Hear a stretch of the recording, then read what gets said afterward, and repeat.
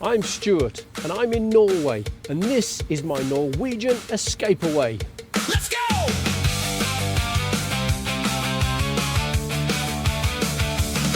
Let's go! I'm in Leirvik on the island of Stord, and this is classed as a sort of miniature Norway. Why is that, I hear you ask? Well, it's got everything that Norway is famous for. Fjords, mountains, farmland, forestry, an absolutely beautiful coastline. You know those places that never seem to make a must-visit Norway list? Well, today we're in Leirvik, and hardly anyone talks about it. A small harbour town on Norway's west coast, it's rarely mentioned in guidebooks or travel videos. No famous viewpoint, no world-famous attraction, just everyday Norwegian life. A waterfront full of boats, plenty of local stories, and hopefully a few surprises along the way. So today, we're giving Leirvik a chance to prove that you don't need a famous name to have a great day out. And there's one thing about visiting Leirvik that could completely change your experience. I'll explain later. If arriving by cruise, then transport to the harbour front and town will be by tender from your ship.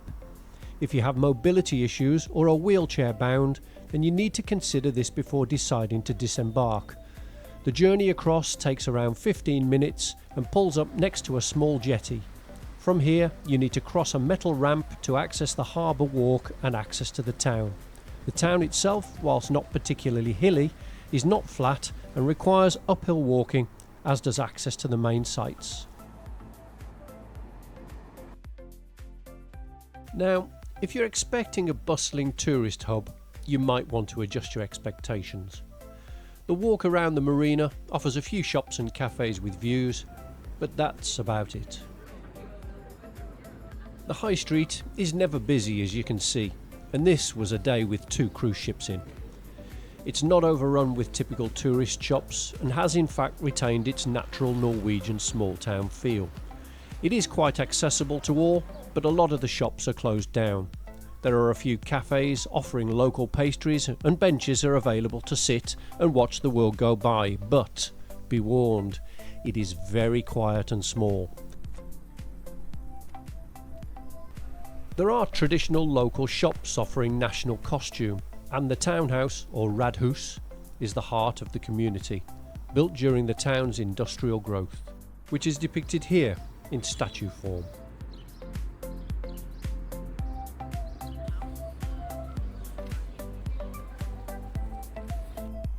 There is a small shopping centre offering a variety of shops next to the culture centre.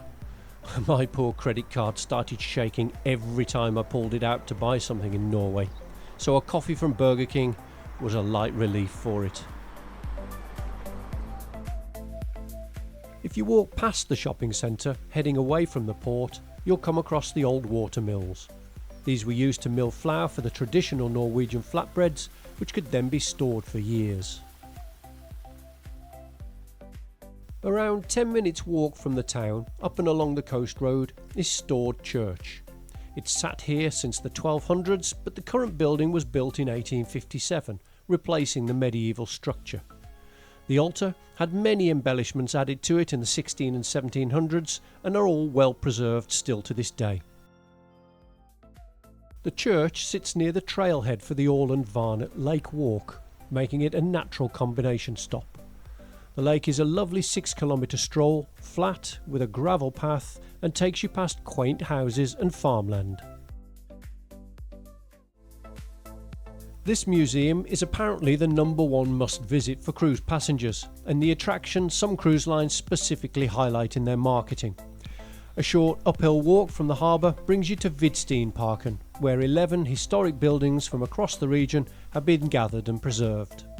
Highlights include a 1500 smokehouse, a glass and timber house, a blacksmith shop, and a general store with its original 1945 furnishings. The local beach is called Sponavikju, which takes about 20 minutes to walk to.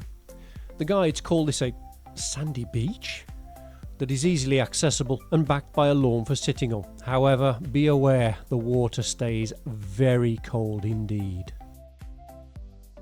Further afield, you'll find Hustad Markju Nature Reserve, great for hiking, the Fairy Tale Forest, great for giving your kids nightmares, and Little Harbour Mining Museum. These are all a short taxi ride out of town. So what did I think of Leirvik? Well, firstly, if you're arriving by car, then no problem. However, if you're arriving by cruise ship, it presents an issue from the start. It's a tender port, which means a bouncy ride in a small boat. As mentioned earlier, if you're less able-bodied, then it's not easy to get on and off the ship. When you do get onto dry land, it's a hill climb up to the town and onto the main sites. For those people, a shore excursion would be the best option if you feel that walking is too much. But before you get off, remember that there will be queues to board the tenders on the dock, and there isn't any cover from the wind, rain or sun. Leirvik is small and compact and not touristy at all. In fact, whilst there are a few things to do, it will not take you long to do them unless you decide to walk to the sites I've shown you here. Similar to most villages and towns along the Norwegian coast, the town's history and development is based upon its connection to the sea, so it's very much a working port, but with little to do in the main town. So, would I return? Well, I have no burning desire to see the town again, and if I did, I think I'd join a tour. I didn't see anywhere to book one on land, so you'd have to buy one on your ship. Whilst I did see rib adventures leaving the dock, again, I did not see anywhere to book them. Aside from the cafes and Burger King, plus a kebab wagon, restaurants were not in abundance. For foodies, the absolute highlight dining experience is the award-winning Brygga seafood restaurant on the waterfront, but you'll most likely need to book ahead to get your table. Whilst the scenery around the town was beautiful, it did feel like it was just a cruise stop for the big cruise companies. In summary, very pretty scenery, but not much to the town.